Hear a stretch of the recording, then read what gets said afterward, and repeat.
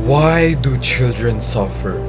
Roaming around the busy streets, children as young as 5, not playing, not learning, but working. About more than 246,000 of them are. Why? Because their families couldn't afford to meet their needs. Because there were too many mouths to feed. Because of no family planning. Ilan kayo sa family? 6 po. Ilan yung pagitan mo? Ilan taon yung mga kapatid mo? Malalaki na po. Malalaki na. Kayo na lang yung bunso. Siya, ilang taon na siya? 11 po. 11. Magkasunod. Siya bunso.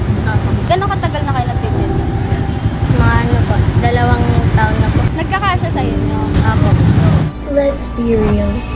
Bringing a child into this world is not just about giving birth.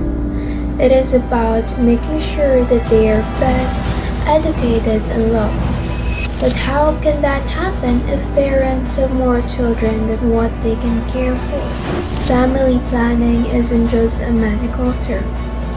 It is a lifesaver. Means making wise choices. Means breaking the cycle of poverty. Means saying, gusto kong bigyan ng magandang buhay ang mga anak ko. When families are planned, children are protected. When parents are informed, children don't have to work. They get to be kids. They get to dream. Anong grade ka na ngayon? Grade 5. Grade 5. Anong mga pangarap mo sa buhay mo? Ganun, paglaki mo? Seaman po.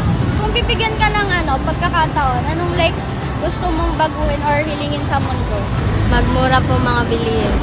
So to all the future parents, students, and leaders out there, let's advocate for proper education, access to health services, and open conversations.